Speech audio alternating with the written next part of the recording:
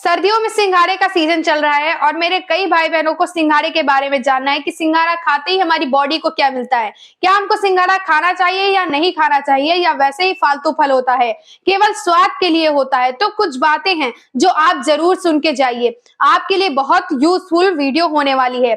आज मैं सिंघाड़े के बारे में आपको बेहतरीन फायदे बताऊंगी कि सिंघाड़े खाने से आखिर क्या होता है। वीडियो को आगे शेयर करना मत भूलिएगा। देखिए, सिंघाड़ा जो होता है जिसमें कि आपको vitamin B, vitamin C, manganese, thiamine, carbohydrate, tannin, citric acid, riboflavin, phosphorylase, एमिलोपैथिस, विटामिनीज, प्रोटीन, फैट, निकोटैनिक एसिड होता है। अब आप में से कई लोग तो इस चीज को समझ ही नहीं पाए क्या चीज है। देखिए, ये होते हैं न्यूट्रिएंट्स जो हमारे शरीर में जाते ही अलग अलग कामों में लग जाते हैं।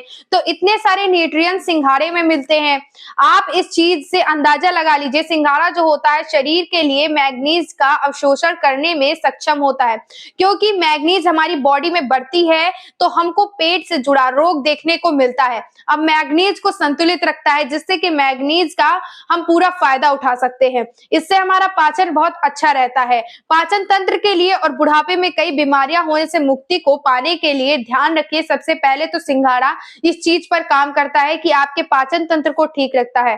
दूसरा, इससे बड़ा फायदा मिलता है जो महिलाएं प्रेगनेंसी के दौर से गुजर रही हैं उनके लिए और उनके शिशु के लिए ये सिंघाड़ा बहुत फायदेमंद होता है।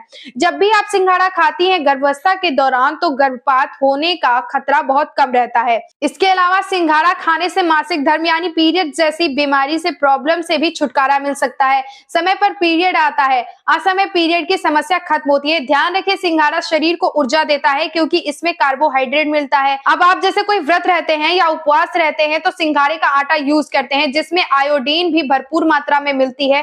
तो गले से संबंधित जितने भी रोग होते हैं जैसे थायराइड हुआ, थायराइड ग्रंथि को सुचारू रूप से कार्य करने के लिए ये बेहतर चीज होता है। अब जिन लोगों को थायराइड की प्रॉब्लम है तो उनको हमेशा इस चीज का सेवन जरूर करना चाहिए। देखिए, पीलिया के मरीजों के लिए भी बहुत खास होता है सिंघाड़ा। पीलिया पे सिंघाड़ा खाना और इसका जूस पीना बहुत लाभदायक होता है। पीलिया ठीक करने पे हेल्प करता है, जैसे गन्ना करता है, मूली करता है, उसी प्रकार सिंघाड़ा करता है। अस्थमा में फायदा देता है। अस्थमा के मरीजों के लिए सिंघाड़ा बहुत फायदेमंद होता है। नियमित तौर पर अगर आप सिंघाड़ा खाते हैं, इसका जूस पीते हैं तो आपको सांस संबंधी रोग देखने को कम मिलते हैं। अस्थमा में आपको बहुत बेहतर फायदा देखने को मिलता है। तो अस्थमा के लिए भी, इस रोग के लिए भी इस चीज को अवश्य खाएं।